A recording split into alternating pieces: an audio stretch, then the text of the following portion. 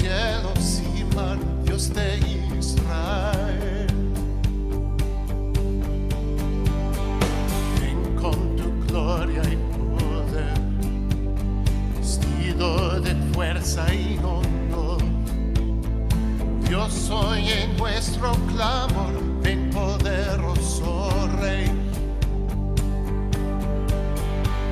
Y todo ojo verá en el cielo tu poder. Adonai, Adonai, toda creación se postrará. Adonai, Adonai, solo a ti, Señor, te clamarán. Adonai.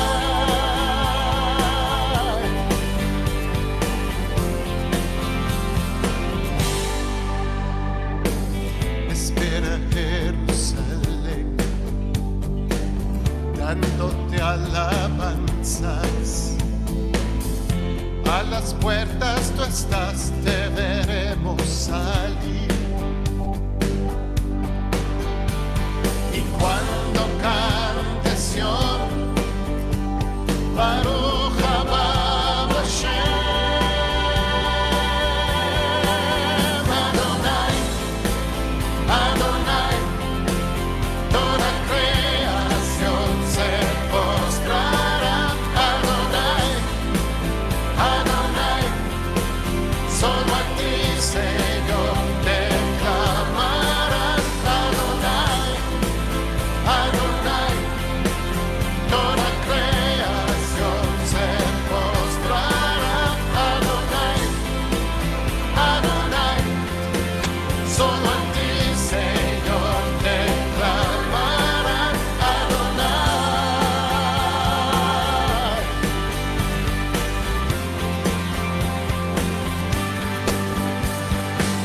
De la tierra eres Señor, de la tierra eres Señor. Vamos, decláralo. De la tierra eres Señor, de la tierra eres Señor. La tierra eres Señor, eres Señor, de la tierra eres Señor. Mi Dios, de la tierra eres Señor, de la tierra eres Señor. Adonai, Adonai, toda creación se postrará. Adonai, Adonai, solo a ti, Señor, te clamarán. Adonai, Adonai, toda creación se postrará. Adonai, Adonai, solo a ti, Señor, te clamarán. Adonai, Adonai, toda creación se postrará. Adonai, Adonai, solo a ti, Señor, te clamarán. Adonai.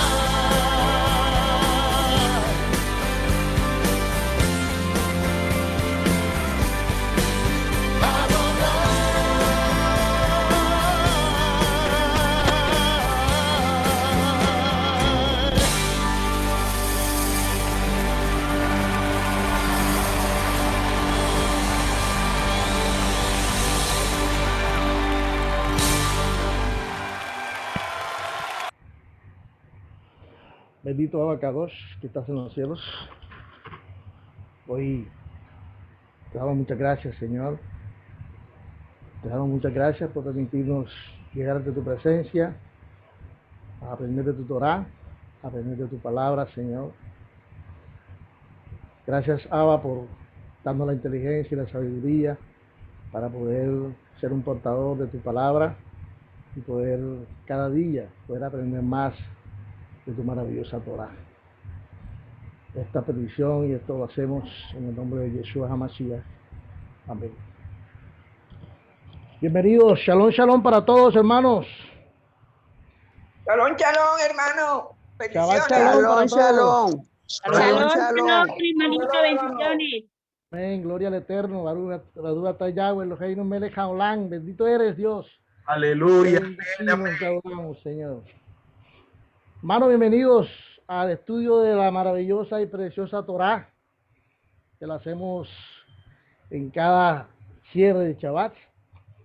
Como dice Isaías 58:13, tenemos que venir ante su presencia con gozo, con alegría, de poder estar guardando este día maravilloso, este día solemne, este día que el Señor ha marcado para que sus hijos, para que la tribu perdida, las ovejas perdidas de Israel, estemos siempre presentes, obedientes en emuná, y poder agradecer al Eterno la oportunidad que nos da de poder estar aquí en este momento, hermanos, aprendiendo acerca de su parashá, acerca de la Haftará y acerca de toda la información que el Padre nos ha mostrado a través del estudio de su Torá.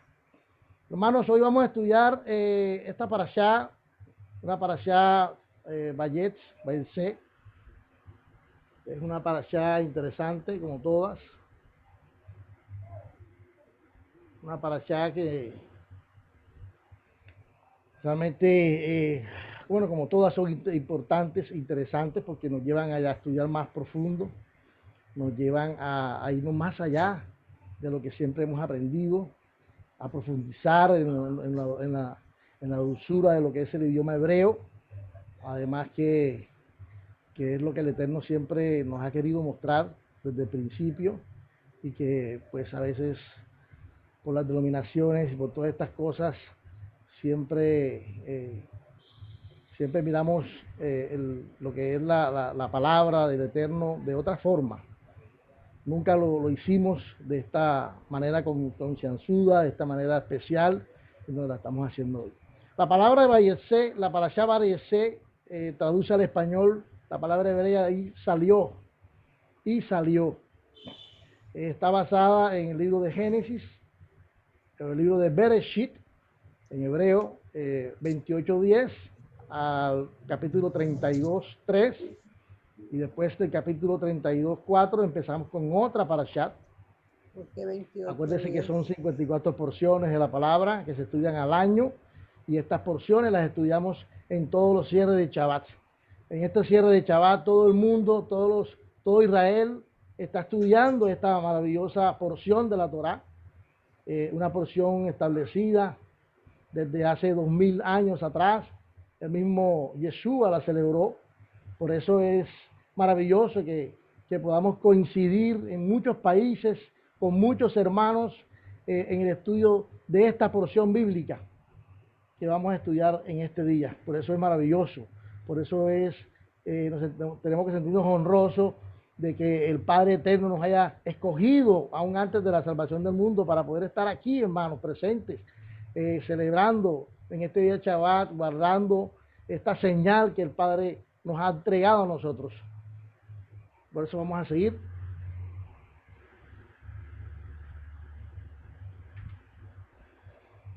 Como todos los cierres de Shabbat, me gusta empezar con los temas que vamos a estudiar de la parashá.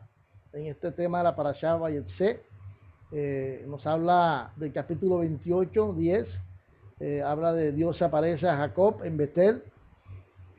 Jacob sirve a Labán por Raquel y Lea, en el capítulo 28. Jacob sirve por 20 años, como todos sabemos. Los hijos de Jacob, las tretas de Jacob y de Labán. El capítulo 31, Jacob huye de Labán y Jacob se prepara para el encuentro con Esaú, en el capítulo 32. Shabbat Shalom, con una enseñanza más para nuestro conocimiento. Debemos saber, porque creo que no lo hemos comentado, los nombres de cada parashá se titulan o se sacan los nombres en cada parashá por la primera palabra con que empiezan el primer capítulo, el capítulo que entra, las primeras palabras que allí vemos, de ahí se catalogan, de ahí se saca el nombre de las parashá. En este caso, la palabra Vayetze al español traduce y salió. Por eso es que le podemos mirar varios nombres en cada parashá, pero habla de las primeras palabras que aparecen al empezar el capítulo. Amados, en esta parashá y la pasada son parashá que están muy concentradas en la vida de Jacob. Está concentrada en su ida y venida a la tierra de su tío Labán, orden entregada por su padre Isaac de casarse con mujeres de su familia, en este caso de la familia de su mamá Rebeca. Acuérdense que Abraham le dijo a Eliezer, el damaseno, el mayordomo, que le buscara una esposa a Isaac y a mismo Jacob también, que no fueran cananeas, que fueran mujeres de su misma familia.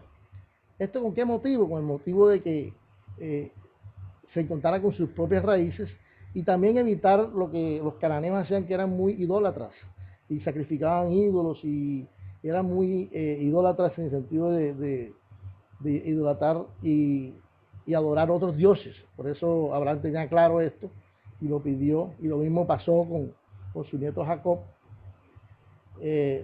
donde le tocó irse a donde su tío Labán por orden entregada de su padre Isaac para casarse con mujeres de su misma familia.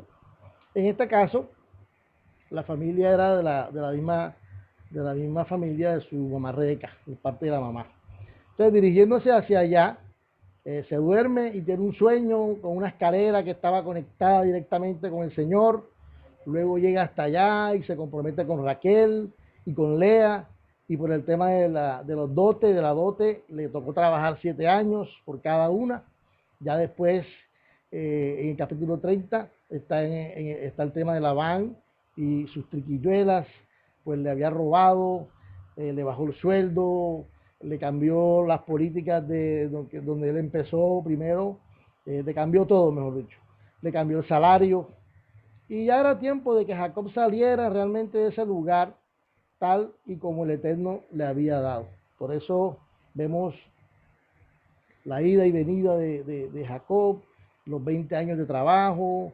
Algunos lo toman como una experiencia en donde realmente aprendió ahí todo lo que estuvo en el tiempo donde Labán. Y eso fue como un entrenamiento también de Jacob para más adelante. Vamos a mirar en Génesis 28, está el sueño de Jacob.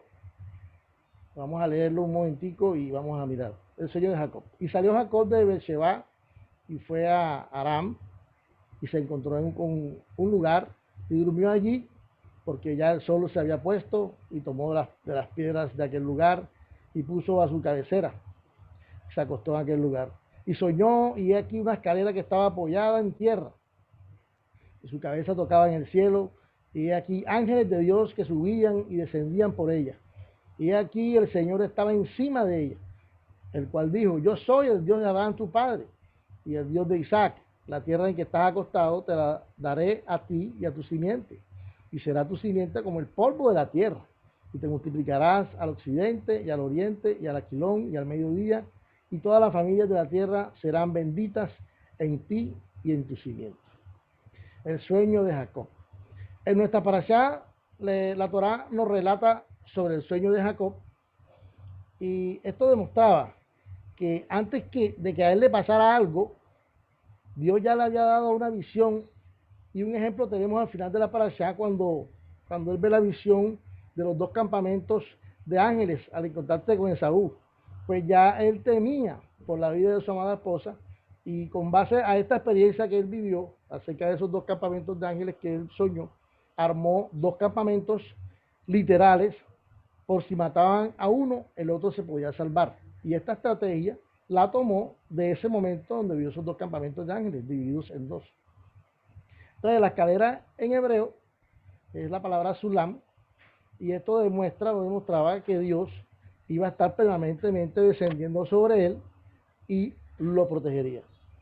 Y que hay algo que me llamó la atención, que cuando descendía el Señor a él, le iba bien, o le iba a ir bien, pero cuando el ángel subía, no le iba a ir tan bien, porque los ángeles suben y bajan porque son mensajeros de Elohim, y ellos traen bendición. Entonces, cuando descienden en el sueño, le están mostrando a Jacob que deseara como niño la leche espiritual, porque faltaba algo, faltaba cuadrar algo en su vida, y ese sueño, un sueño de advertencia, en donde el Eterno le planteó que él iba a estar con él, que él iba a estar cuidándolo y que él iba a cumplir su promesa, ¿cierto? Pero que antes de todas estas cosas, él vio una imagen de unos ángeles que subían y bajaban por esa escalera, en donde le estaban avisando realmente que deseara como niño la leche espiritual, que deseara realmente, que deseara ciertamente lo que el Eterno le estaba enviando, pero ya un concepto no literal, sino un concepto espiritual.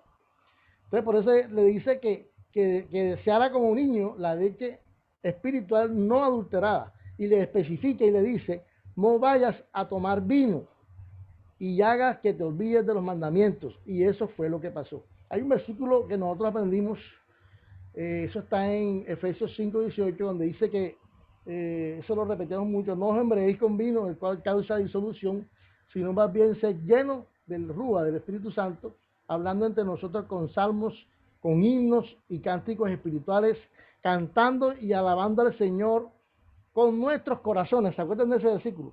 Bueno, ese es un versículo que lo podíamos apoyar en este caso especial de Jacob. Le digo este caso especial de Jacob y le hago referencia a lo de tomar vino, porque con base a esta tomar vino fue que vino lo que le sucedió a Jacob, que le tocó trabajar 7 años más. Esto debido a que, acuérdese que en el momento en que él había trabajado 7 años y le tocaba ya recibir a su esposa, pues acuérdese que fue cambiada la esposa, y este cambio que tuvo, este cambio que tuvo realmente Jacob ahí, fue ¿por qué? Porque estaba embriagado, porque estaba borracho y no se dio cuenta con quién se estaba acostando. Se le hicieron un cambiazo, prácticamente fue un cambiazo que hicieron y no se dio cuenta. Por lo tanto, le tocó trabajar 7 años más. Mira hasta dónde lleva este concepto de donde dice que no os embriaguéis con vino. ¿Hasta dónde llega ese concepto de no embriagarnos con vino? ¿El cual causa qué? El cual causa disolución.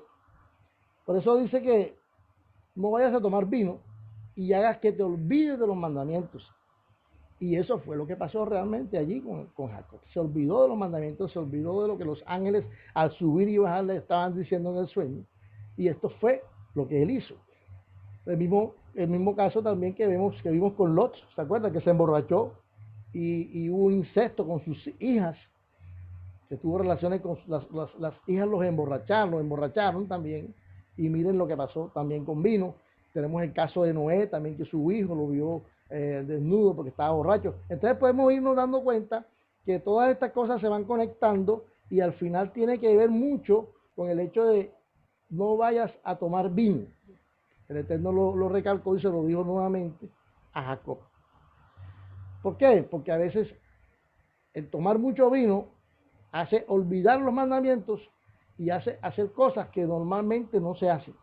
Por eso es necesario que asumamos nuestras responsabilidades y podamos mirar qué está pasando en nuestra vida.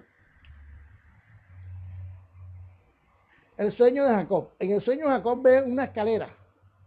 Él está durmiendo recostado en una piedra y ve una escalera donde su cabeza está llegando hasta los cielos y sus pies están ¿en dónde? En la tierra. Y en ella hay unos ángeles bajando y subiendo, como les dije ahora. ¿Qué significa este sueño?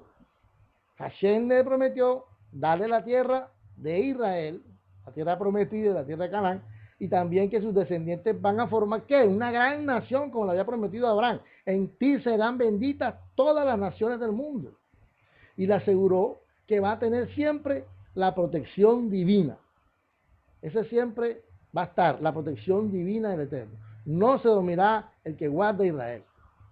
Jacob se despierta y promete construir allí un altar y también dar diezmos. Este tema de también dar diezmos es un tema interesante, es un tema que nos va a ayudar mucho en tomar decisiones de aquí en adelante, porque vamos a especificarnos y vamos a sentarnos un poquito en ese tema más adelante, el tema de los diezmos bíblicos, porque no una cosa es decir diezmos hoy en día y una cosa es hablar de diezmos en la época de Jacob, en la época de Abraham, de Moisés y todo. No es lo mismo, hermanos. Por eso dice, desde allí, cuando ya él decide dar los diezmos, cuando construye el altar y decide dar también los diezmos al Eterno, desde allí viaja a Harán y se encuentra con su prima Raquel en el pozo. Jacob pide a Labán la mano de Raquel en matrimonio, a cambio de 7 años de trabajo, porque esa era la dote que tenía que entregarle, porque no trajo ni un peso, no tenía dinero. Entonces, eso fue el cambio por la dote de poder comprometerse con Raquel. Pero Labán lo engaña y sustituye a Raquel por su hija mayor Lea, porque en ese tiempo la primera que se casaba era la mayor y seguían las hijas menores así consecutivamente. ¿Y esto por qué pasó? Como lo dije, porque Jacob se emborrachó y no se dio cuenta con quién estaba Lea, con quién estaba, y Lea le da 4 hijos. De ahí nacen Rubén, de ahí nace Simeón, de ahí nace Leví y nace Judá. Las 4 primeras tribus de Israel. Raquel no puede concebir y está celosa, por eso le da a su marido, a su asistenta Silpa en matrimonio. Silpa concibe a Gad y a Asher. Luego Lea vuelve a quedar embarazada y nacen de ella Isaacar, Zabulón y una hija hembra Dina. Finalmente Hashem se apiada de Raquel y la bendice con un hijo, con José, del cual viene el Mashiach. Los jajamiños explican que fue un periodo de 14 años de la preparación y forja del nuevo hombre que tendría que enfrentar al despiadado futuro suegro Labán. Entonces vemos un caso aquí tremendo, porque te tocó trabajar 20 años, 7, 7 y 6, para poder conseguir su familia. Y vemos otro caso en donde también vemos que también tuvo muchas mujeres, ¿cierto? Ahí en ese momento 4 mujeres dentro de las mismas esposas. Y vemos que no hay un balance en lo que podríamos ver en la vida de Jacob, ¿cierto? Porque también 4 mujeres ahí mismo, se emborrachó, todo esto por cosas de que sabemos que no era lo que él tenía que hacer según lo que la palabra y la Torá le estaba mandando y estaba diciendo que hiciera. Entonces por eso dice que fueron un periodo de 14 años de preparación y de poder forjarse como un verdadero hombre de Torán, un verdadero hombre del Eterno. Y además de esto tendría que enfrentarse también a despiadado futuro suegro Labán. En Génesis 28:15 también vamos a seguir en el tema de Jacob. Dice: he aquí, yo estoy contigo y te guardaré por donde quiera que tú estés, volveré a traerte a esta tierra, porque no te dejaré hasta que haya hecho lo que te he dicho. Y despertó Jacob de su sueño y dijo: ciertamente Yahweh está en este lugar y yo no lo sabía. En Génesis 28:17 dice: y tuvo miedo y dijo: cuán terrible es este lugar, no es otra cosa que casa de Dios y puerta del cielo. Y se levantó Jacob de mañana y tomó la piedra que había puesto de cabecera y la alzó por señal y derramó aceite encima de ella. Entonces él se dio cuenta que el lugar donde estaba, al ver el sueño, al ver los ángeles con la escalera hacia el cielo, ver todo esto que vio, y se impresionó, claro, porque dijo: cuán terrible es este lugar. Esto no es otra cosa que la casa de Dios y puerta del cielo. Él se levantó asustadísimo, tomó una piedra que había puesto por cabecera y la alzó por señal y derramó aceite encima, y ahí formó un altar. Y en ese altar fue que también prometió entregar los diezmos al Eterno. Entonces, por eso la palabra piedra en hebreo es la palabra Eben, que etimológicamente son 2 palabras. La palabra Av, que es padre, y Ben, hijo. Y en el paleohebreo el concepto de padre, como lo estudiamos la primera para Shan Bereshit, el concepto de padre es la fuerza de la casa. Si se acuerdan que representa en el paleohebreo a la figura de una cabeza de un torito, de un toro con unos cachitos, ¿se acuerdan? Ese es el concepto del padre, del poder, de la autoridad en el paleohebreo. Y el concepto de hijo es la semilla, que es, el paleo hebreo es el dibujito del espermatozoide, de un espermatozoide, ¿sí? Que quiere decirnos que es la semilla o que es la simiente. Entonces dice espermatozoide que continúa la descendencia de la casa. Esto nos lleva a recordar que hay un solo mediador entre Dios y los hombres y que el Hijo es la imagen del Dios invisible, el primogénito de toda creación. Ahora trataremos de entender qué es lo que hizo Jacob derramando aceite sobre la piedra, que hizo Jacob cuando derramó aceite sobre la piedra.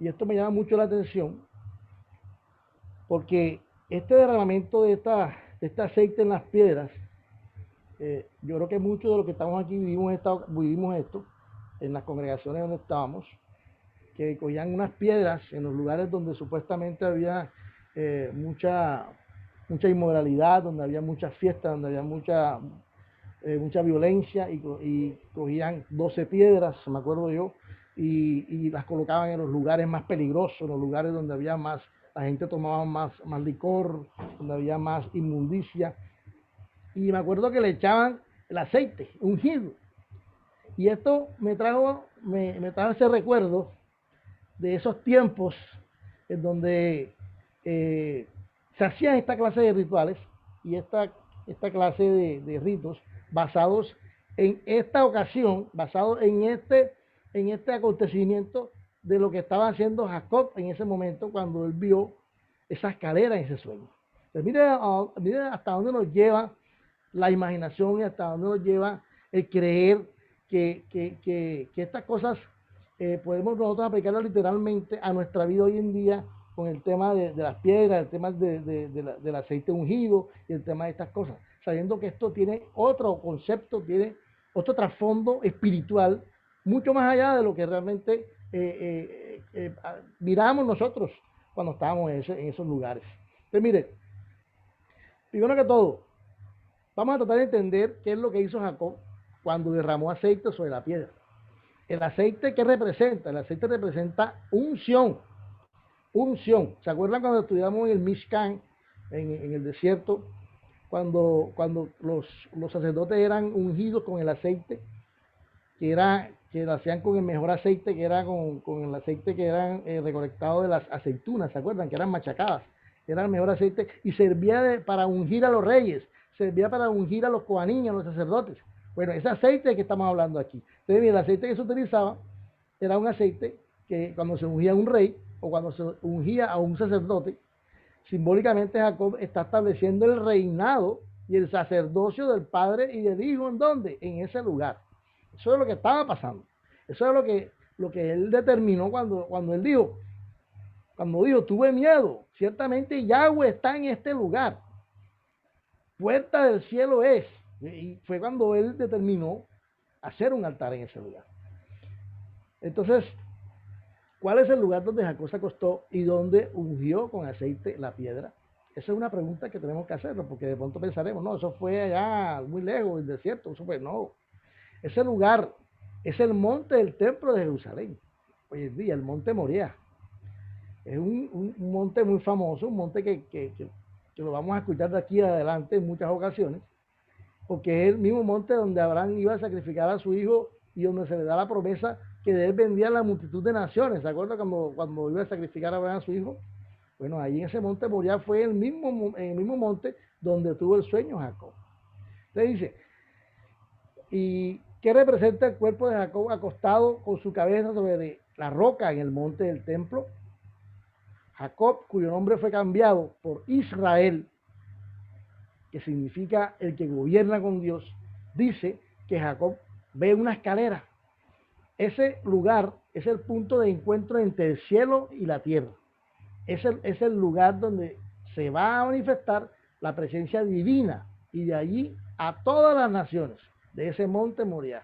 Por eso el monte Moriah fue, es y será el lugar más conflictivo en toda la historia de la humanidad. Mira hasta dónde va este recuento de este sueño, mira hasta dónde va el momento de sacrificio de Abraham con su hijo Isaac, mira hasta dónde va ya más adelante de su descendencia, a dónde llega Jacob, y todo lo maravilloso que es cómo se conecta la escritura cuando vamos entendiendo estas parashá. Por eso es importante, hermanos, que estemos aprendiendo cada cierre de Shabbat, estemos aprendiendo de cada parashá, porque es un consecutivo de todo lo que es la Torá, es un consecutivo de lo que el Eterno quiere con su pueblo Israel. Pensamiento rabínico, piedras que hablan. Y tomó de las piedras del lugar y las colocó alrededor de su cabeza y se recostó en aquel lugar. Eso está en el versículo 28-11 de la Torá. Entonces vamos al Midrash. El Midrash nos dice que cada una de las 12 piedras querían tener el mérito de ser la piedra sobre la cual colocara su cabeza el gran Sadik Jacob. Unos cuantos versículos más adelante, en el versículo 18, la Torá se refiere a una sola piedra, implicando que las piedras se habían transformado en una sola.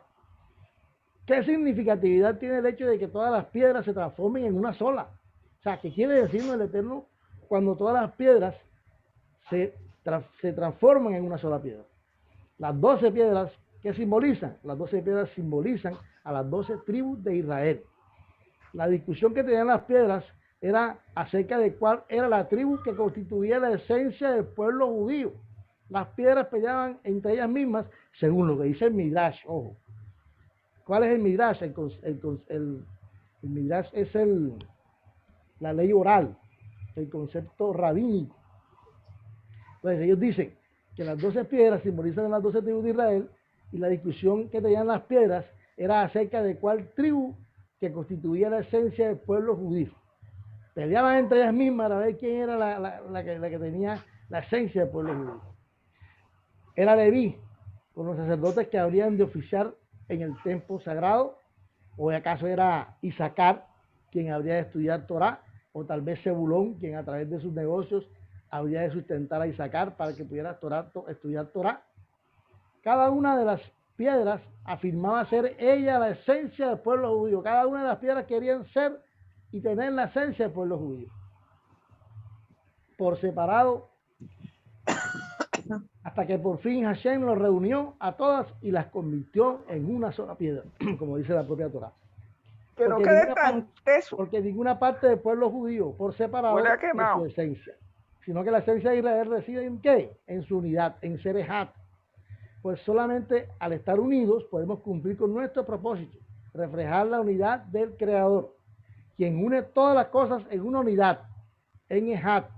Este comentario rabínico no deja de ser de interesante, pues nos recuerda el libro de Ezequiel 35:15, cuando nos habla de los 2 palos de Judá y el de José, Efraín, que serán unidos en un solo palo, de Ezequiel 37:15, ¿se acuerdan?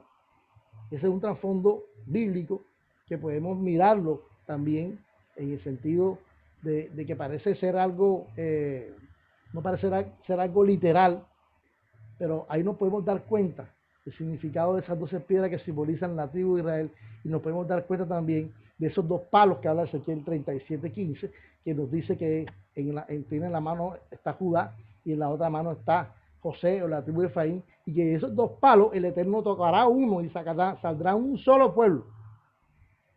Miren el paralelismo que hay aquí acerca de lo que estamos viendo hoy. Es interesante esto, hermano. Entonces tenemos que mirar una exhortación a cada uno de nosotros para no olvidarnos.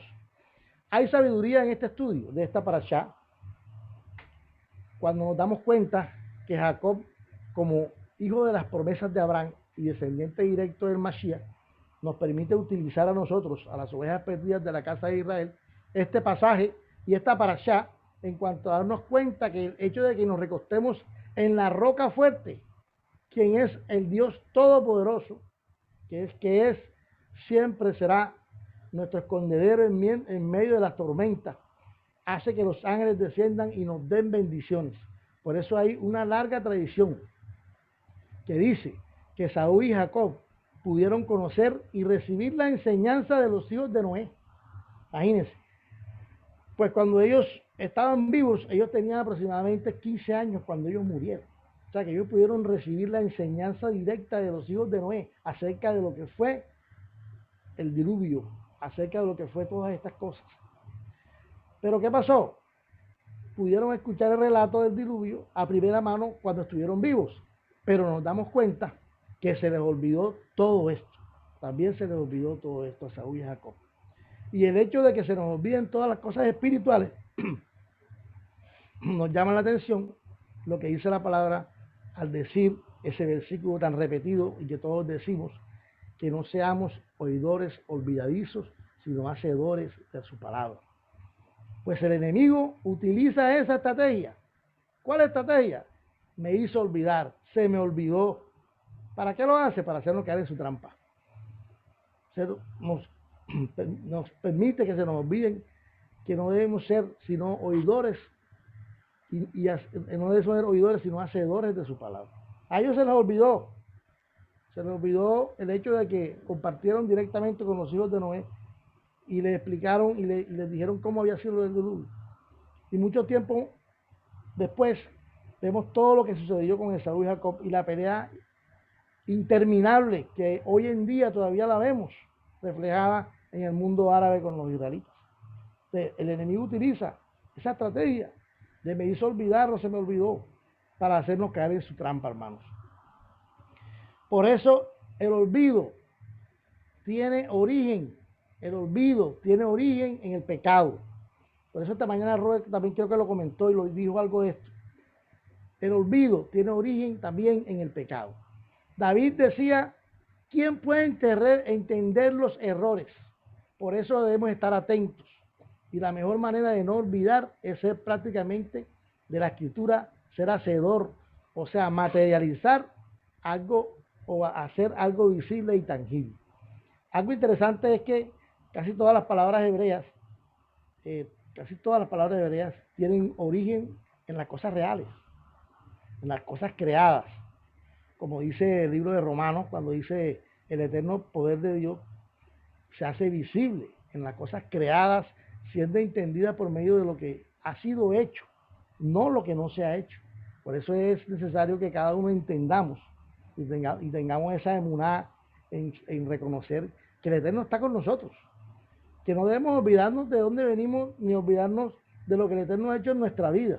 ¿Por qué? Porque el enemigo utiliza esa estrategia para hacernos ver otras cosas y para hacernos mover a esa trampa que siempre quiere que estemos y no veamos la gloria del Eterno, no veamos lo que el Eterno quiere en nuestra vida. A veces nos opaca la realidad de lo que el Eterno quiere en cada uno de nosotros, pero no nos hace ver más allá de eso, que a veces se nos olvida de dónde vinimos y se nos olvida para dónde vamos también.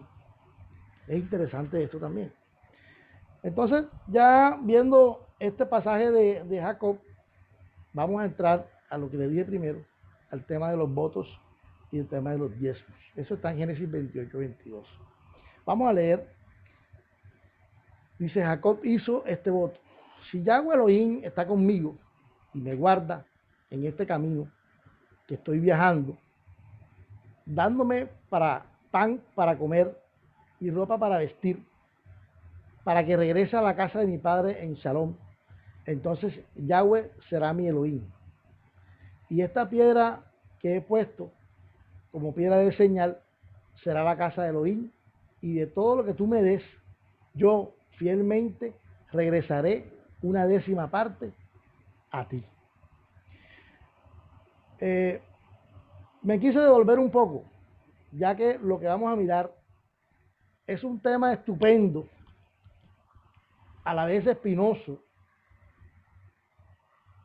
por todo lo mal conceptuado, por todo lo mal conceptualizado, por todo lo mal tratado y malentendido.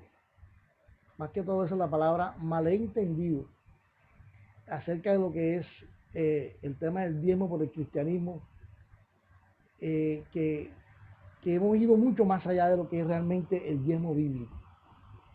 Digo malentendido, mal conceptualizado, porque vemos que no ha sido de buen testimonio el tema del diezmo y se ha ido mucho más allá de enriquecer pastores, apóstoles y de mostrar su orgullo, demostrar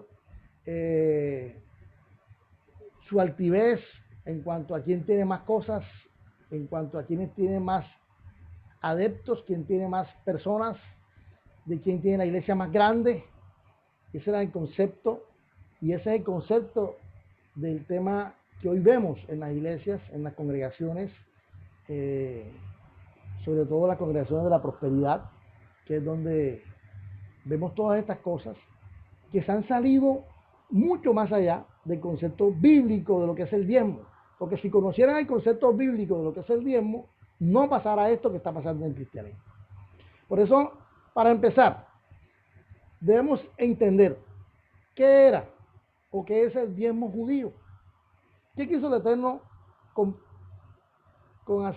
que esa palabra diezmo se viera reflejada en ese capítulo de Bereshit, de Génesis 22, 28-22?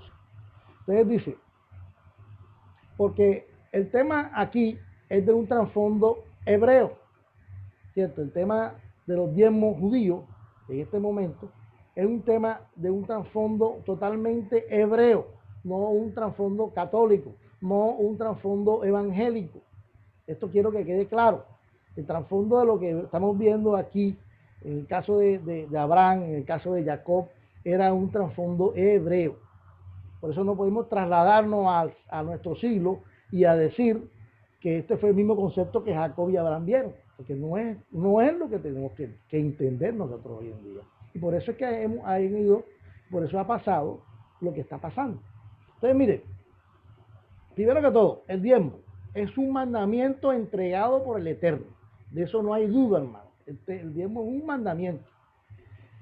Y para entender de dónde viene, de dónde vino este concepto, tenemos que irnos al principio donde se habló acerca de los diezmos en la Torá. Y está en Génesis 14:20. Ahí fue el primer lugar donde aparece, el primer versículo donde aparece la palabra décima parte, que equivale al diezmo. Entonces dice, bendito, en Génesis 14:20, bendito sea el Elión, el que entregó a tus enemigos en tus manos. Abraham le dio una décima parte de todo. Este versículo recorrido totalmente por todas las denominaciones cristianas para deducir, para exigir la parte de los diezmos, es un versículo muy mal interpretado y muy mal visto también entre muchas personas por lo que ha pasado. Entonces dice, aquí vemos cómo Abraham le dio los diezmos a quién, a Melquisedec. Ese es otro personaje en la Biblia, otro personaje dentro de este tema de la décima parte de los diezmos, que tampoco sabemos de dónde vino, tampoco sabemos de dónde salió, a dónde se fue, y eso lo miraremos más adelante acerca de Melquisedec, que quise investigar un poquito acerca de Melquisedec. Y podemos entender, hermanos, que primero que todo, en realidad no era un hombre o un rey terrenal, como muchos lo hemos visto y como muchos aprendimos en las denominaciones cristianas y en donde lo que muchos aprendimos en nuestro aprendizaje cristiano. O sea, tenemos que irnos despegando un poquito de estas cosas para poder ir entendiendo lo que el Eterno quiere enseñarnos. Entonces dice, primero que todo, no era un hombre, un rey terrenal, como muchos aprendimos, sino que era un ángel. Y por eso podemos decir que el sacerdocio de arriba era mejor que el sacerdocio que el de abajo. Y ejemplo tenemos en Leví, quien estaba presente en los lomos de Abraham cuando Abraham le dio los diezmos a Melquisedec. La pregunta es, ¿a quién le daban ellos los diezmos? Entonces, la escritura habla de que el primer diezmo fue entregado a los ángeles que estaban en los dos campamentos. Por eso fue que en el sueño de Jacob, y cuando él determinó irse a encontrarse con su hermano, también determinó hacer dos campamentos, ¿se acuerdan? Entonces, cuando él ve en el sueño estos campamentos mencionados al final de Génesis, y vemos ahí que hay, en un concepto que vamos a manejar más adelante allí, vemos que esta historia relacionada con estos dos campamentos mencionados al final de Bereshit de Génesis, y es ciertamente esos ángeles quienes recibieron esa parte que le tocó a Melquisedec, a esos necesitados, entregaron a esos necesitados que quedaron de esas guerras. Pues todos sabemos que los ángeles, al entregar, a recibir a recibir esa entrega de esos, esas, ¿cómo le llamo? A recibir ese botín de esas guerras. Ellos simplemente lo repartieron entre esas personas que quedaron allí necesitadas de esas guerras. Pues todos sabemos que los ángeles no necesitan de eso para vivir. Y tenemos un ejemplo cuando se le aparecieron los mensajeros a Abraham, se fueron para Sodoma y estaban materializados en un fin, en favor de la humanidad. Yo tengo algo aquí que, sí, más adelante que lo tengo. Hay varios conceptos bíblicos acerca del diezmo, varias posturas que podemos encontrar en Midrash, podemos encontrar en escrituras orales rabínicas, que primero hay un concepto de diezmo que relacionan, aún antes de Abraham, que lo relacionan con el tema del Gran Eden, del lugar donde estaban Adán y Eva, ¿cierto? Hay quienes lo relacionan al primer diezmo con el jardín del Edén. Estos son escritos orales o rabínicos. Pues argumentan que en el jardín del Edén habían 10 árboles que el Eterno colocó allí para ellos, para que ellos se sustentaran de esos árboles. Pero solo uno de esos árboles, solo uno, no podían utilizarlo, el árbol del conocimiento del bien y del mal.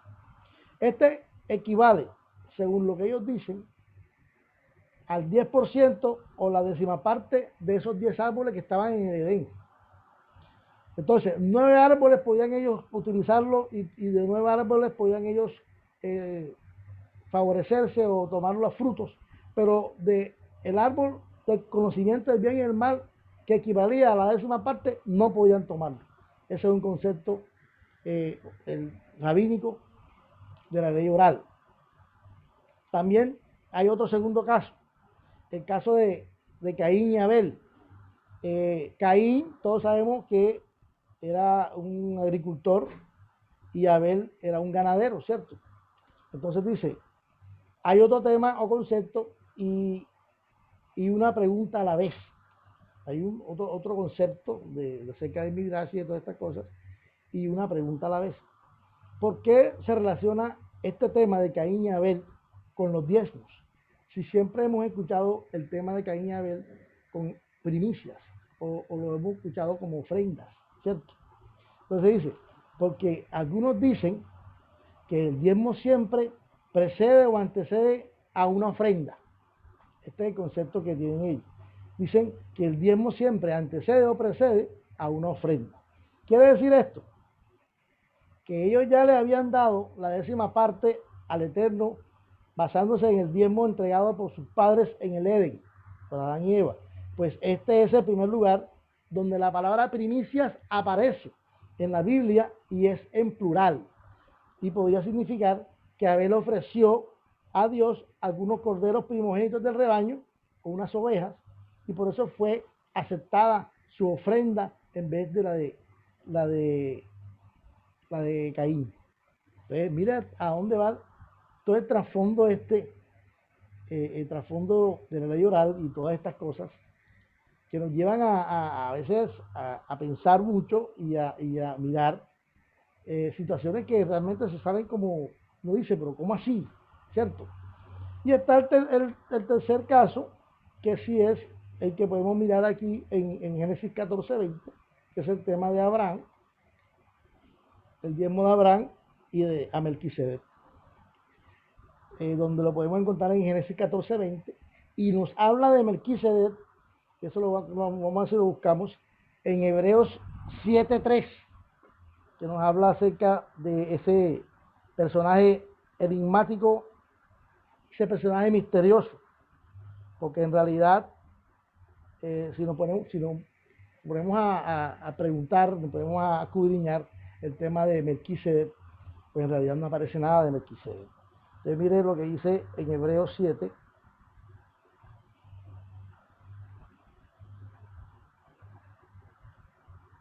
Dice, y también rey de Salem, esto es rey de paz, sin padre, sin madre, sin genealogía, que ni tiene principio de días ni fin de vida, sino hecho semejante al Hijo de Dios, permanece sacerdote para siempre. Por eso es que es un tema enigmático, un tema que no sabemos por qué Abraham le entregó esos diezmos a Melquisedec.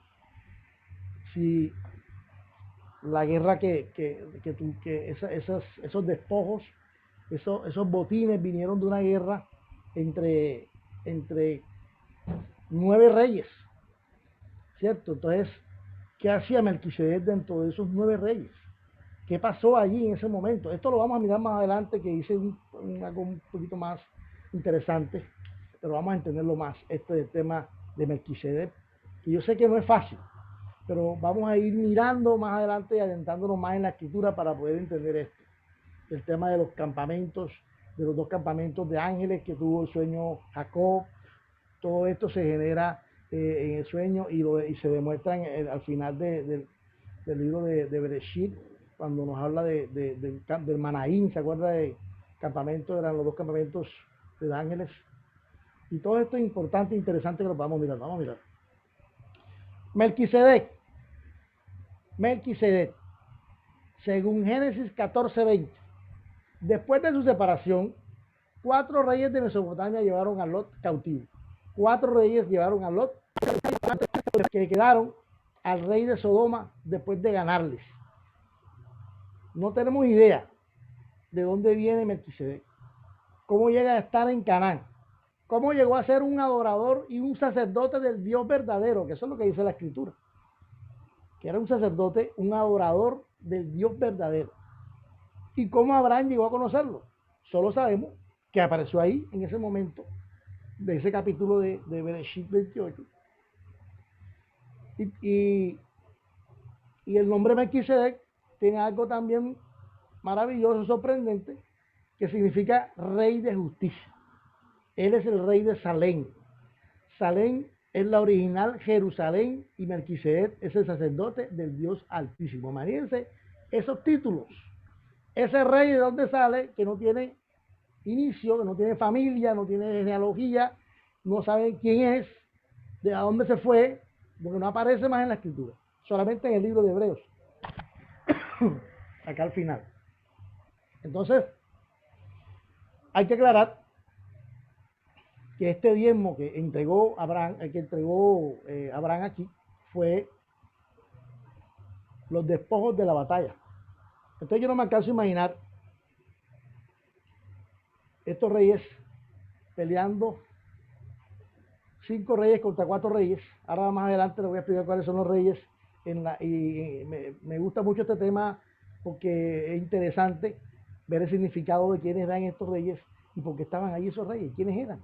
Además de Melquisedec, además de que Melquisedec era un sacerdote del Dios verdadero, porque Abraham le dio unos diezmos a Melquisedec. O sea, es algo interesante, hermano. Entonces, mire, no hay ninguna indicación de que este diezmo era un mandato de Dios, porque en ningún momento el Eterno le dijo a Abraham, tienes que darme los diezmos, ¿cierto? No aparece en ninguna parte en la escritura que el Eterno haya dicho, dame los diezmos, entrégame diezmos, no. Además, se acepta generalmente que si un rey, por ejemplo, en el caso del rey de Sodoma, con la ayuda de otras en la batalla, con la ayuda de otros en la batalla, e hizo posible la conquista en la batalla, entonces él tenía derecho al botín, tenía derecho a recibir el botín por haber ganado en compañía de esa persona esa batalla. Por eso es que Abraham le entrega también una parte del botín al rey de Sodoma, porque lo había acompañado a ganar. Entonces dice, es decir, que se convirtió en propietario del botín que se rescató de esa victoria, y fue lo que pasó en Génesis 14:19 al finalizar esto. Entonces, llega un rey, llegan 9 naciones, 9 reyes, 5 y pelean 5, 4 y 5 pelean. O sea, 4 reyes contra 5 reyes. Pueden multiplicarlo lejos. Además de que pelean esos reyes, secuestran al sobrino de Abraham, a Lot. Uno de los que están allí le avisa a Abraham y Abraham va con 318 personas, que son los que trabajan con él, con Abraham. Y fuera de esto, el rey de Sodoma se le une para ayudarlo a vencer a todos estos reyes. Entonces, podemos entender que literalmente, ¿cómo podían ganarle? Literalmente no podían hacerlo. Entonces podemos entrar y darnos cuenta que el que estaba en esa guerra, mejor dicho, en esa victoria, era el Eterno. El Eterno siempre estuvo con Abraham. ¿Cierto? Entonces podemos mirar que nos llama la atención el tema de Melquisedec y el tema de que si Melquisedec era un ángel o era un jefe de unos ángeles. Ahí estaba la solución y creo que ahí está la evidencia y lo que podemos decir de por qué no aparece por ningún lado la genealogía de Melquisedec, sino que aparece solamente los 2 campamentos de ángeles. O sea, hay mucha relación en donde podemos ver que Abraham con el rey de Sodoma no podían vencer esa guerra. No podían contra 5 reyes, y reyes poderosos, que yo les voy a mostrar ahora más adelante quiénes eran esos reyes. Entonces, podemos mirar en Génesis 14, 19, voy a buscarlo aquí en Génesis 14, 19. Dice, y le bendijo diciendo, bendito sea Abraham del Dios Altísimo, creador de los cielos y de la tierra, y bendito sea el Dios Altísimo, que entregó tus enemigos en tu mano, y le dio a Abraham los diezmos de todo. Entonces el rey de Sodoma dijo a Abraham, dame las personas y toma para ti los bienes. Y respondió Abraham al rey de Sodoma, he alzado mi mano a Yahweh, Dios Altísimo, creador de los cielos y de la tierra, que desde un hilo hasta una correa de calzado, nada tomaré de todo lo que es tuyo, para que no digas, yo enriquecí a Abraham, excepto solamente lo que comieron los jóvenes y la parte de los varones que fueron conmigo, Aner, Escol y Mamre, los cuales tomarán de su parte. Imagínense este episodio en donde Abraham le dice, no, yo no necesito que tú me des nada, ¿cierto?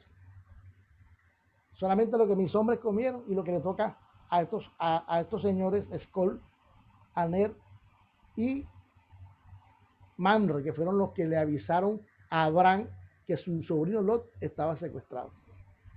Ahí nos damos cuenta, hermanos, de dónde viene ese Melquisedec, de dónde viene esa palabra, ese rey de justicia, de dónde viene ese sacerdote del Dios verdadero, que no aparece, que no tiene genealogía en la escritura allí y que no aparece sino en Génesis y aparece en Hebreos. Entonces, todo esto hay que analizarlo. Entonces, mire, aquí Abraham, hicieron frente a Abraham, el rey de Sodoma y Melquisedec. 4 reyes. ¿Cuáles son los reyes? Elazar, que es Arioc. Elán, que es Kedorlamer. Tidal, que es Goín. Babilonia, que es Amrafel. 5 reyes. Bera, Birsa, Sinab, Semever, Soar o Bela. Estos 5 reyes eran dominados por Kedorlamer. Kedorlamer era Elam, Elam. Era un rey poderoso que había en esa época donde estaba Abraham. Imagínense Abraham peleando con 318 hombres y el rey de Sodoma. ¿Qué podían hacer ellos contra esas naciones? Por eso es que yo digo, por eso es que hay muchos escritos y muchos comentaristas que dicen que realmente era un ángel Melquisedec, era el sacerdote del Dios Altísimo. ¿Qué dice? Estos 4 reyes hicieron frente a Abraham y el rey de Sodoma. Estos 4 reyes hicieron frente a Abraham y al rey de Sodoma. Y estaban estos 5 reyes también que estaban peleando entre ellos mismos.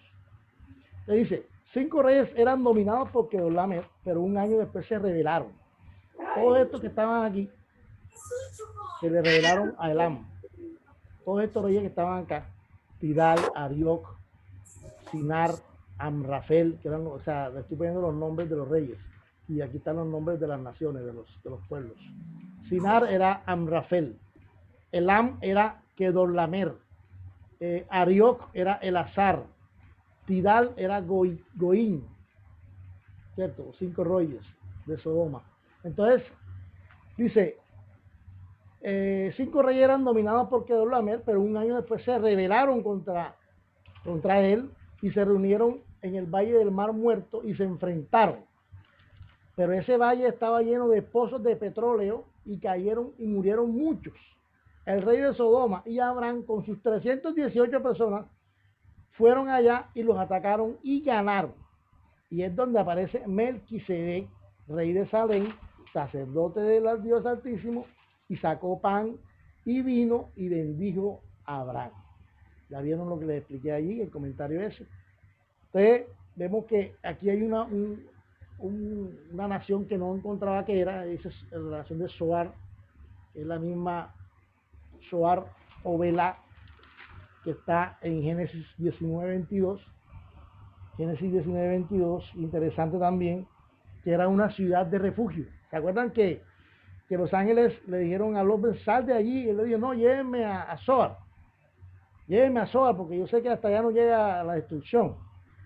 Ahí fue donde llegaron los ángeles a Lot, cuando lo sacaron de allí, y lo llevaron a Zoar, y él se refugió ahí un tiempo, y después se fue de allí. Entonces vamos a buscar el versículo 22. Dice, ese es en Génesis 19:22, dice, date prisa, escápate allá, porque nada podré hacer hasta que hayas llegado allá. Por eso fue llamado el nombre de la ciudad Zoar, que más adelante le cambiaron el nombre, más adelante se le cambió el nombre a Zoar, en Deuteronomio 34:3, Isaías 15:15, Jeremías 48:4 y el Salmo 34:7, quien habla de el ángel de Jehová acampa alrededor de los que le temen y los defienden. Ese es un versículo más que nos habla acerca de los ángeles que estaban en ese momento allí, en esa guerra con esos 5 reyes. Dice, esta compañía de ángeles que sale al encuentro de Jacob podría estar garantizándole el cumplimiento de la promesa hecha por Dios en Betel. He aquí, yo estoy contigo y te guardaré donde quiera que fueres y volveré a traerte a esta tierra, porque no te dejaré hasta que yo haya hecho lo que te he dicho, en Génesis 28, 13 y 15. Y también estaría en armonía con el sueño de Labán, donde Dios le advierte de no hablarle desmedidamente a Jacob. Imagínense todo este contenido que hemos mirado hoy y que hemos ido un poquito más allá de lo que siempre miramos acerca de, no, Melquisedec, Abraham le entregó los diezmos a Melquisedec, fue el único momento en donde aparece en la Torá que se le entregaron los diezmos a una persona y fue el primero de Melquisedec. O sea, pero el trasfondo hebreo de lo que quiere decirnos Melquisedec y quién era Melquisedec, porque muchos lo relacionan con un rey literal. Eso yo tenía entendido que era un rey literal, el rey de Salem, pero Salem, ¿dónde aparece? Salem nos referimos es a la Nueva Jerusalén, que ahí habla. Entonces, por eso tenemos que ir estudiando un poquito más profundo, y en este tema de las parashá es interesante porque vamos aprendiendo más y con más profundidad acerca de lo que el idioma hebreo nos está presentando y lo que el Eterno nos quiere manifestar. Porque de pronto no es el propio idioma hebreo, de pronto es lo que el Eterno quiera manifestarse y lo que el Eterno quiera que nosotros aprendamos a través de su escritura, que no lo habíamos visto de esta forma. Entonces, miren, hay algo maravilloso. Ya entramos al tema del diezmo bíblico. Un momentico.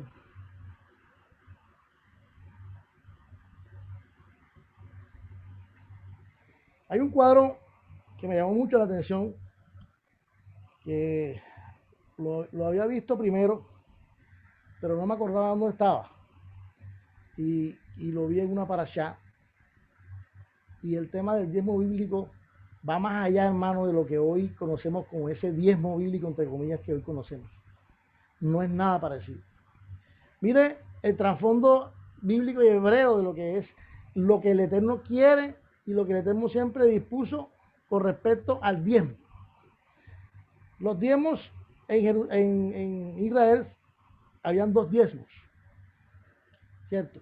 Había un diezmo que se daba el primero y el segundo año, y se daba en el templo en Jerusalén, era anual, cada 2 años. Se daba el primer, o sea, cada persona tenía que ir durante 2 años y ofrecían los diezmos en el templo en Jerusalén. El tercer año no iban a Jerusalén, sino que iban y daban en la misma ciudad donde ellos vivían. Según Génesis 14:28, se daban las ciudades. ¿Y cómo hacían ese diezmo? ¿Cómo hacían? Como todo se manejaba era con la agricultura y todo se manejaba era con respecto al producto de la tierra. Entonces, cada persona, bueno, vamos a explicarle primero el tema, el de Jerusalén. Vamos a ir por partes. El de Jerusalén lo hacían anual, eran los 2 primeros años, y ese primer diezmo se llevaba a Jerusalén y se participaba de ese diezmo. La gente que iba a Jerusalén comían allí, hacían todo, porque en el templo se encargaban los que dirigían el templo, los levitas, se encargaban de atender a las personas, porque eso era algo majestuoso, era algo muy grande, que todo el pueblo judío tenía que ir a Jerusalén. Ahí tenían que estar ahí. Esos eran los 2 primeros años.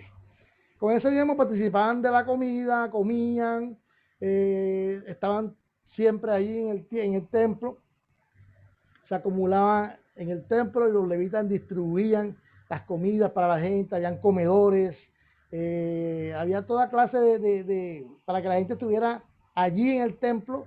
Me imagino que colocaban grupos musicales, me imagino que era algo de adoración al Señor, ¿no? Ahí en el templo. Y eso lo podemos ver en Hechos 6, cuando habla de los comedores, ¿cierto? Que ellos decían que no era necesario, que no es posible que ellos tenían que estar atendiendo la oración y también tenían que estar atendiendo las mesas, que buscaran unas personas que estén llenos de Ruach HaKodesh, del Espíritu Santo, para que atendieran a las mesas, porque estaban desatendiendo a las mujeres de los levitas. Entonces, todas esas cosas se fueron dando con respecto a ese mover en el templo de Jerusalén. Ya el tercer año, ya no iban al templo, sino que lo hacían en las ciudades. Yo era productor, o yo cultivé plátanos, por lo menos. Yo me ponía de acuerdo con mis vecinos que cultivaban otra cosa, o si cultivaban lo mismo. Cada casa sacaban a la puerta unas canastas con todos los productos que yo sembraba o que yo cosechaba, y los ponían en las puertas de las casas. Imagínense eso tan tremendo. Por eso la palabra dice que no faltaba nada entre ninguno de ellos. Porque si todos los vecinos tenemos unas canastas de todo lo que yo produzco, de todo lo que yo siembro, y cada persona, el necesitado que pasaba, la persona que necesitaba llegaba a esa canasta, cogía lo que necesitaba y lo dejaba y se iba. Si llegaban ante el vecino y el vecino tenía unos mangos, llegaban al vecino, cogían unos mangos que necesitaba su familia y se iba. Y ese era el transcurrir en todo el día de la forma de cómo era el diezmo en ese momento. Imagínense la diferencia tan grande. Entonces, ese era el segundo diezmo que se daba, y eso lo podemos mirar en Génesis 14:28, que se daba en las ciudades y se sacaban las canastas a la calle. Y el que pasaba cogía lo que necesitaba y cada quien tenía de dónde alimentar su familia. Ya en el cuarto año y el quinto, nuevamente, iban al templo y se hacía lo mismo, se participaba del acumulado en el templo y distribuido por los levitas a todos los necesitados, pobres, viudas y extranjeros, y había una sedacá permanente en el templo de Jerusalén. Entonces, ahí estaban los levitas en el templo. Imagínense cuántos levitas había en ese momento, y cuál era la responsabilidad que tenía que tener el pueblo de Israel con respecto al templo. Porque acuérdense que cuando estábamos en el Mizcán, aprendimos que los levitas prácticamente eran más de 20.000 levitas. Había más de 20.000 levitas repartidos en las ciudades de reposo, creo que eran 6 ciudades de reposo. Entonces podemos darnos cuenta toda la manutención de los levitas, cómo hacía el pueblo para mantener a todas estas personas. Porque acuérdense que en ese tiempo prácticamente se manejaban las cosas era con productos de la tierra. Entonces, el primer diezmo se participaba del acumulado en el templo y distribuido por los levitas a todos los necesitados, a los pobres, a las viudas, a los extranjeros, y había una sedacá permanente. Ya en el sexto año, ya cambia el tema del templo y viene nuevamente en las ciudades. Lo mismo que en la ciudad, el segundo diezmo, en la ciudad participaban todas las personas, sacaban las canastas a la puerta con todos sus productos y todo el que pasaba cogía lo que necesitaba y se iba, y cada quien tenía de dónde alimentar su familia. Ya en el séptimo año, eran 7 años, que era lo que el Eterno destinó, 7 años donde se practicaba o se realizaba el diezmo bíblico, 7 años, porque el séptimo año, acuérdense que era un año Shemitah, un año de reposo de la tierra. En el año séptimo no se daban diezmos, pero todos podían comer de lo que producía ese campo. El séptimo año, el octavo año, el noveno año, pues por arte, pues sobrenaturalmente, ¿cierto? Sobrenaturalmente, y se multiplicaba milagrosamente y la tierra descansaba. O sea, la provisión que ellos daban, que el séptimo año, Shemitah, el día de reposo de la tierra, no se daban diezmos, pero todos comían de lo que producía ese campo. Y no comían solamente el séptimo año, comían el séptimo, el octavo y el noveno año, 3 años de seguido, comían. ¿De dónde? No se sabe. El Eterno respondía, el Eterno proveía. Por eso cuando vemos el Salmo 23 que dice, el Señor mi pastor y nada me faltará, junto a sendas de dedicados pastos me hará descansar y junto a agua de reposo me pastoreará. Confortará mi alma y me guiará por senda de amor a justicia, por amor a su nombre. Él adereza mesa por mis angustiadores. Imagínense, el Eterno tiene control. ¿Cómo podemos comparar? ¿O cómo podemos sacar a relucir un diezmo bíblico de estos a un diezmo de hoy en día? No podemos hacerlo.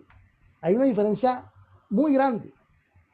¿Por qué? Porque no hay conocimiento de lo que es realmente el diezmo bíblico y para qué era el diezmo bíblico.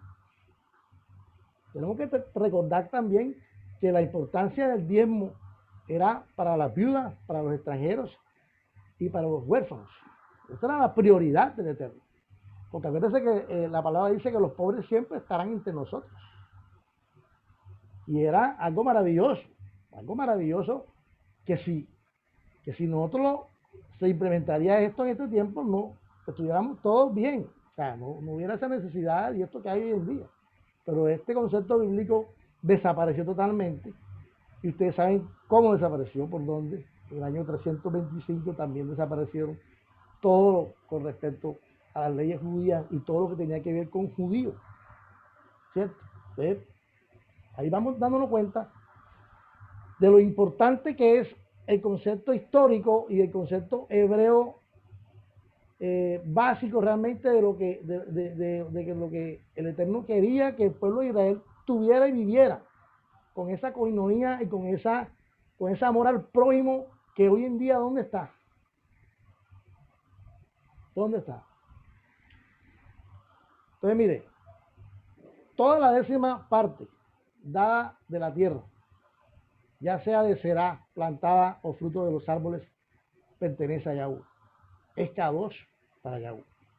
Para empezar debemos entender que en Israel existían 2 tipos de diezmo.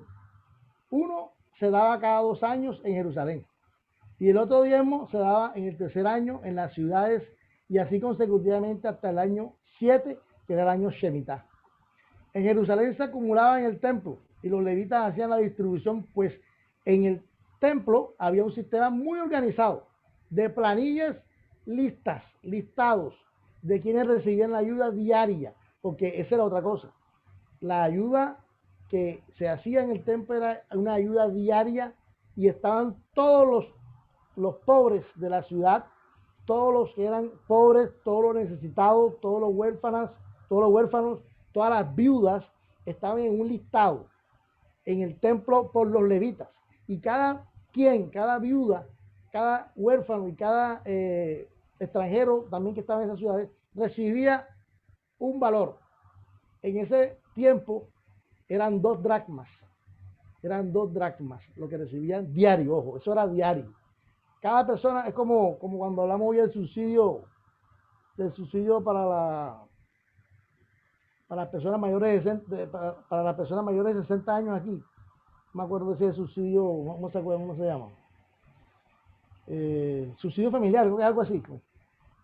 Que le cocinan a las cuentas esto. Bueno, es igual. En el templo que hacía, Margarita Jiménez, aquí estoy, fírmame aquí 2 dracmas. Ese era su pago diario. ¿Por qué? Porque no tenía quien le mantuviera, no tenía quien le diera. Y su patrón y quién era el que le daba, el mismo Eterno, porque eso fueron órdenes del Padre, que le dieran a los extranjeros, a las viudas y a los huérfanos. Y para eso era el dinero del templo, era para eso.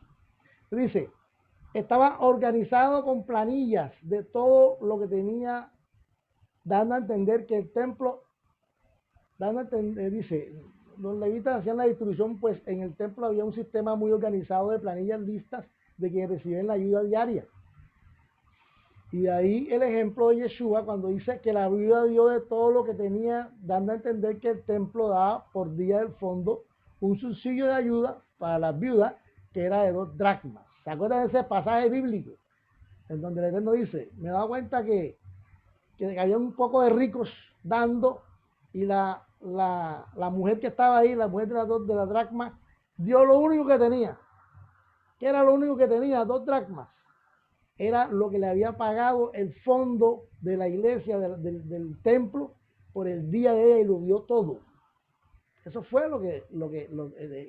si vamos a mirar el lado, el contexto realmente hebreo de lo que significa las 2 dracmas y esa mujer de las 2 dracmas con respecto a los ricos, ya no estamos entendiendo por qué era esto. Porque habían planillas, había un listado de personas que recibían ayudas diarias del templo y que cada uno recibía un monto, y ese monto de esa viuda, de ese momento que Yeshua la vio, era 2 dracmas, y esa viuda dio de lo único que tenía, porque no tenía más, era lo que recibían todo el día, y lo dio a las limosnas. O sea, ella dio en ese momento lo que le tocaba a ella recibir diario del día. Otro caso también es el de Corintios, cuando colocaron a 7 hombres llenos del Espíritu porque estaban desatendiendo las mesas. Quiere decir esto, que la comunidad tenía un comedor general y se le daba, de lo que ingresaba, se daba alimentos a la viuda, al huérfano y al extranjero. Esa es otra cosa. Había un comedor en donde todo el mundo tenía derecho a una alimentación. ¿Dada por quién? Por el templo. ¿Y de dónde venía esto? De los diezmos. Imagínense el trasfondo bíblico de dónde viene. Entonces dice, en el sexto año, el diezmo era en las ciudades y el séptimo año era el año Shemitah, el séptimo año, que era el reposo de la tierra. El Eterno dijo, el séptimo año nadie cosecha, nadie siembra, nadie hace nada. Que el séptimo año, el octavo año, el nuevo año, yo soy quien voy a respaldarlos. Yo soy su proveedor. Te dice, no se utilizaba el diezmo tampoco para adecuación, ampliación del templo, pisos, mármoles, sonido, no, nada de esto, era una ofrenda aparte que se hacía. O sea, los diezmos que entraban allí al templo, en ese momento a Jerusalén, en el templo de Jerusalén, no se dedicaban a cosas del templo, por lo menos a lo que tiene que ver con los pisos, con los mármoles, con cosas físicas externas del templo, ¿no? Para esto era una ofrenda adicional o aparte de lo que era el diezmo. Entonces, como ya le estaban necesitando, en ese tiempo se sintió la necesidad de poder hacer adecuaciones, al templo. Entonces, hubo un momento en donde pasó esto y la gente empezó a hacer aportes. Y la Mishnah nos habla de esto, porque esto sí lo podemos mirarlo. En la Mishnah que aparecen todos estos escritos orales, aparecen muchas de estas cosas que en la Torah no aparecen. Pero en la Mishnah nos dice que empezaron a recoger esas ofrendas para hacer adecuaciones en el templo, y empezaron a recoger, cada persona llevaba una hojita de oro, y hicieron, que fue donde hicieron los bordados y los capiteles de oro del templo. Pero era una ofrenda aparte de lo que ellos daban en el diezmo, cierto, de lo que ellos daban en el diezmo, pero era para la adecuación del templo, y esto fue por aparte totalmente, y dice que dieron tanto que tocó parar también la obra, porque daban mucho, y se recogió tanto que con esto con esto fue que adornaron todos los capiteles en oro, y todo lo que es el altar y todas estas cosas que hicieron en oro en el templo. Dice, el diezmo era un mandamiento con objetivo social. Esto era el diezmo, un mandamiento con objetivo, ¿qué? Social. No era un mandamiento con objetivo personal, para enriquecerme, como hacen hoy, no.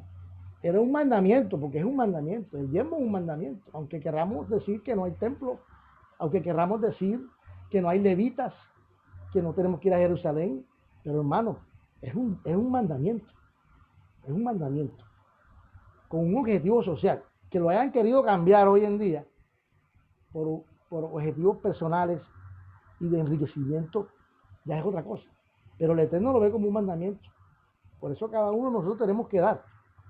El diezmo es bíblico. El diezmo no ha dejado de ser. El diezmo ha estado vigente. ¿Por qué? Porque más adelante les voy a explicar. Porque ya no hay templo, ¿cierto? Ya no hay levitas, pero sí hay ministros del Señor. Hay ministerios del Señor hoy, que tenemos que seguir apoyando. Entonces dice, el diezmo era un mandamiento con objetivo social para que no hubiese necesidades en Israel. Ustedes me pueden decir qué necesidades allá en Israel, cuando este sistema de diezmo, que era por amor al prójimo, por amor a los huérfanos, a las viudas, a los extranjeros que estaban en necesidad, si cada quien sacaba de lo que tenía a la puerta y cada quien cogía y cada quien aportaba de lo que tenía sin egoísmo, ¿qué necesidad podía haber ahí en ese momento? Ninguna. Entonces, aunque todo ha cambiado, porque lo tenemos que pasar al siglo XXI donde estamos nosotros hoy en día, y esa pregunta también tenemos que hacerla. Bueno, pues está bien, eso era en el tiempo bíblico, ¿cierto? Donde era de la agricultura, donde ellos se ganaban el sustento con la tierra, donde cosechaban. Pero hoy en día, ¿cómo hacemos?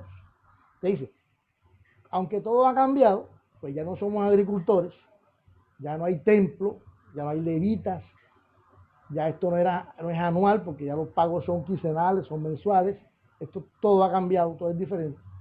Además que tampoco estamos en Jerusalén, pero hoy, en el tema de los aportes a los diezmos, vemos que si hay ministros del Señor, si hay ministros del Señor, si hay obras del Señor, si hay quejilá del Señor, bíblicas, claro que las hay. Por eso tenemos que mirar en dónde estamos dando nuestros diezmos. Si usted se da cuenta que usted está dando unos diezmos en donde el pastor, en donde el hombre que está al mando de esa iglesia se está enriqueciendo él, entonces usted, ¿qué está haciendo ahí? ¿Cierto? No son diezmos bíblicos, no son diezmos con objetivo social, porque estoy seguro que una persona va y le dice, oiga pastor, me quedé sin trabajo, necesito que me colabore con un mercado. No, mijo, vaya usted y consígalo usted en otro lado, dígale a la hermana que le colabore. Estoy seguro que no lo hace, porque a mí me tocó vivirlo con alguien, y eso es así, no, eso no es mi negocio. Ese no es mi negocio, siervo. Tú tienes que ir a donde la hermana que lo ayude, que compre unos pasteles, que venda los pasteles. Y eso es lo que hoy vemos, hermano. Lastimosamente es lo que vemos en las congregaciones, en la iglesia. No se ayuda a la viuda, no se ayuda al prójimo, no se ayuda al extranjero, no se ayuda al huérfano. Están completamente abandonados. Son una iglesia sin pastores. Y esto es lo que hoy vemos. Entonces dice, si hay ministros del Señor y si hay servidores, y que todos deberían ganar dinero de su servicio al Eterno. Cada quien que trabaja en la obra del Señor debería ganar por su servicio al Eterno. Debería hacerlo, debería vivir de eso. Pero lastimosamente, ¿qué pasa? Está todavía el pensamiento del egoísmo, el pensamiento de que esto es mío y nadie me lo quita, de que yo me lo gané con el sueldo de mi frente y yo no lo voy a regalar nada a nadie, de que el pastor que vaya a trabajar, o sea, un concepto totalmente antibíblico, porque no es bíblico, porque acuérdense que el diezmo era un mandamiento con objetivo social para ayudar a los más necesitados. Entonces también no nos podemos olvidar que según números había aproximadamente 20.000 levitas, ¿cierto? Como les dije al principio, 20.000 personas. ¿Sabes lo que son? ¿Sabes lo que es mantener 20.000 levitas? Y distribuido en 6 ciudades en 6 ciudades que tenían ellos para albergar a todas las personas que querían llegar allá, que se sentían acusadas por algún delito. Entonces esto era tremendo, no era algo micro, era algo macro, era algo grande, era algo tremendo. Entonces, mire, ¿dónde damos diezmos? ¿Y para qué se da?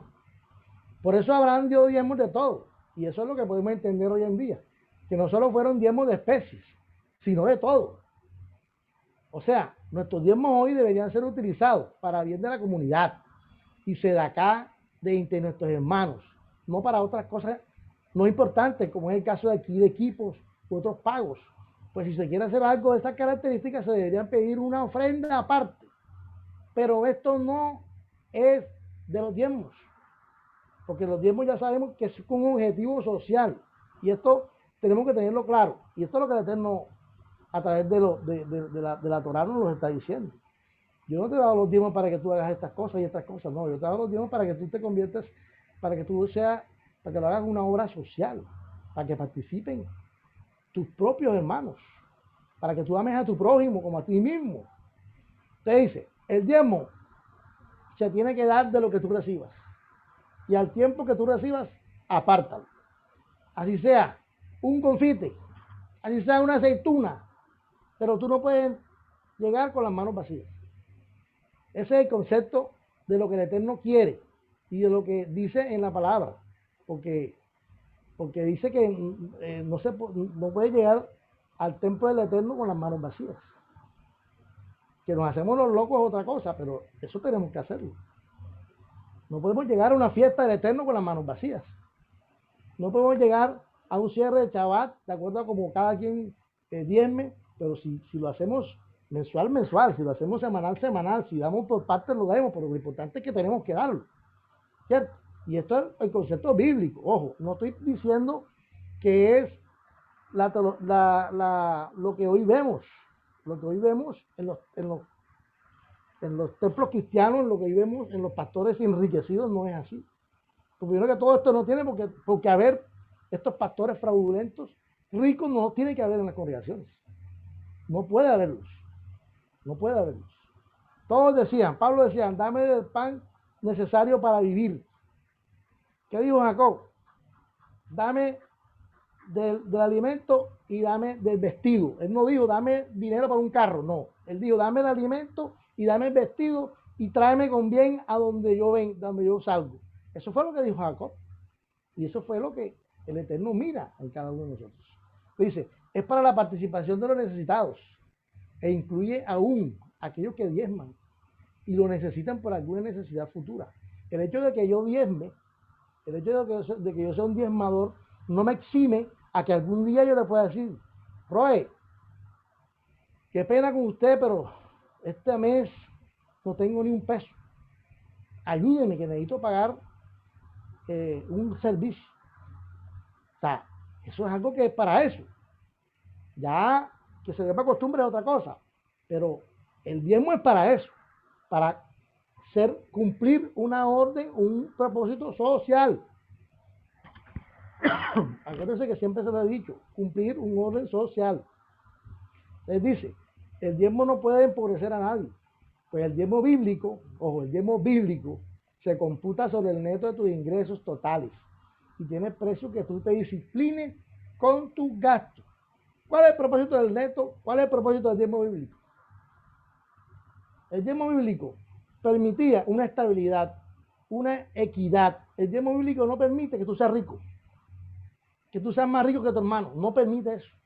Ese es el diezmo bíblico. El diezmo bíblico permite una estabilidad en donde tú tienes que dar lo mismo que da tu hermano. Y tienes que recoger lo mismo que te recoge tu hermano. No podemos hacernos ricos. El bíblico, el diezmo bíblico. ¿Por qué? Porque tú te disciplinas en tus gastos. Tú tienes 2 televisores porque vas a comprar 3 televisores. Tú tienes 2 carros porque vas a comprar 3 carros. Tienes una casa porque vas a comprar 10. O sea, algo que tiene que ser equilibrado. Que te lleguen por herencias, que te lleguen por otras cosas, vaya y venga. Pero tú no tienes necesidad de comprar cosas que tienes hoy en día.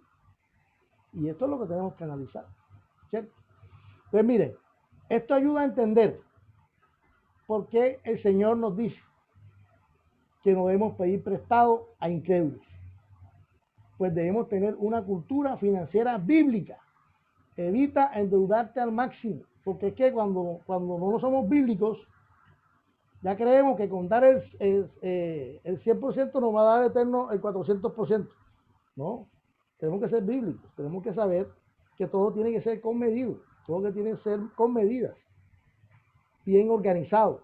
Esa es la cultura financiera bíblica. La cultura financiera bíblica es esa. Lo gran es que los judíos son ricos porque compran aquí, compran allá, compran esto. No, los judíos son ricos porque tienen una cultura financiera bíblica, regida por los diezmos y regida por la organización en su vida financiera. Te dice, evita endeudarte al máximo, pues tú al sacar una tarjeta de crédito estás sacrificando en realidad parte de tu vigencia futura con un costo adicional.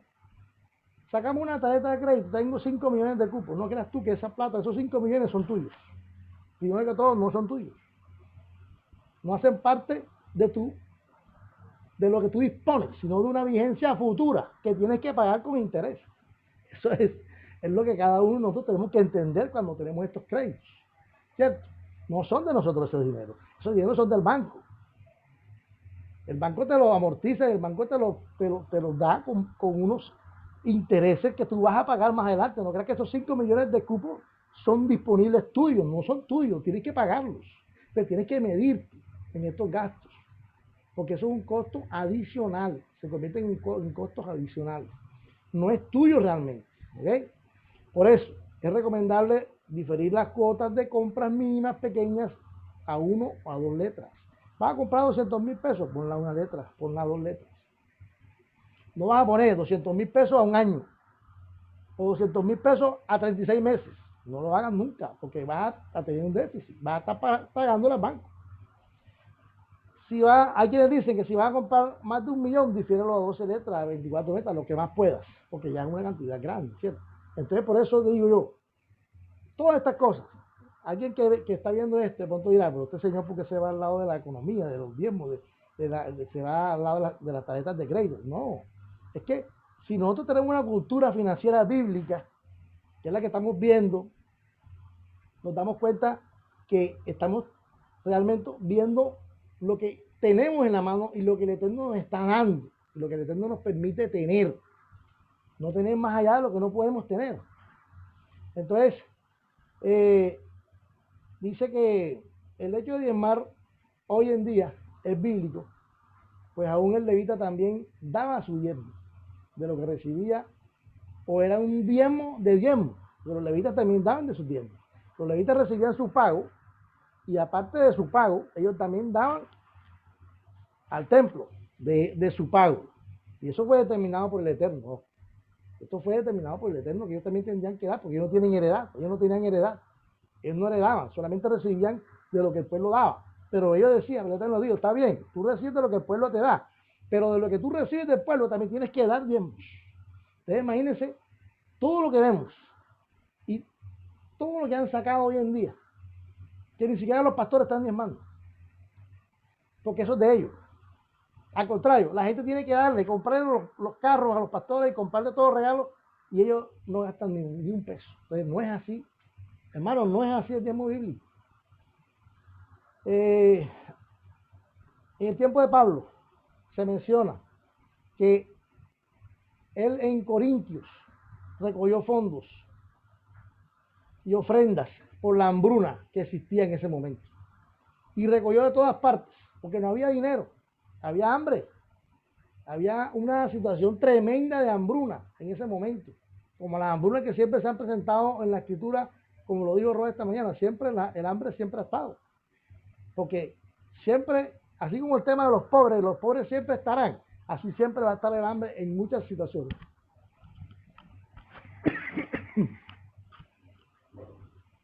¿Qué dice? En ese momento recogió de todas partes para ayudar a los hermanos que tenían hambre y necesidad. Además debemos saber que no hay templos ni de levitas, pero sí hay ministerios y servidores de Elohim, que también necesitan y debemos ayudar, aunque este concepto bíblico se haya cambiado por las malversaciones, sí es un mandamiento dado por el Eterno. Por eso esas dudas que hay acerca de que si tengo que dar, que si no tengo que dar. Hermanos, con esta enseñanza de esta parashá, yo creo que es un momento maravilloso que el Padre nos permite tener para poder entender el tema del diezmo bíblico, el tema del diezmo que el Eterno quiere como nosotros, que lo hagamos nosotros, las ovejas perdidas de la casa de Israel. Si otras personas no quieren dar, eso es su problema, ¿cierto? Pero nosotros tenemos que ser bíblicos. Si somos bíblicos y si somos obedientes y decimos que no somos oidores olvidadizos, sino hacedores de su palabra, tenemos que ser diezmadores. El Señor responde, el Señor provee. De la mejor forma, Él provee, hermanos. Por eso el tema de la obediencia es un tema importante, porque todo esto va ligado a la obediencia. Todo este tema de los diezmos, todo el tema de los sacrificios, todas estas cosas que nosotros hacemos, el tema del Shabbat, el tema de la fiesta, el tema de cumplirle al Señor, todo esto va ligado a una sola cosa, que es la obediencia en el Eterno. ¿Okay? Entonces, el número 1824 nos dice: a los hijos de Leví yo he dado la 10ª parte completa del producto recogido en Israel, y esta es su herencia en pago por el servicio que ellos rinden en el tabernáculo del testimonio. Por esto yo he dicho a ellos que no tendrán herencia entre los hijos de Israel. Pues así dice, yo he dado una trumá o una ofrenda levantada para los levitas, por herencia de todo lo que se recogía, una parte para ellos, según Deuteronomio 12:6. Ustedes llevarán allá sus ofrendas quemadas, sus sacrificios, sus 10ª partes, que aparten para Yahweh. Ojo, para Yahweh. Las ofrendas que dan, las ofrendas de los votos, sus ofrendas voluntarias y los primogénitos de sus reses y ovejas. Miren todas las ofrendas que había, además de las que les dije. Entonces traerán todo lo que yo les estoy ordenando al lugar que Yahweh su Elohim escoja para que su nombre habite, sus ofrendas quemadas, sacrificios, 10ª partes, ofrendas de su mano y todas sus mejores posesiones que ustedes dediquen a Yahweh. ¿Ya entienden por qué no habían ricos ahí? ¿Por qué no habían unos que tenían más que otros? Miren todo lo que había. Por eso todo lo que crece de los árboles le pertenecía a Hashem. Pero la pregunta es, ¿con qué objetivo se recogía esta cantidad de alimentos en ese tiempo?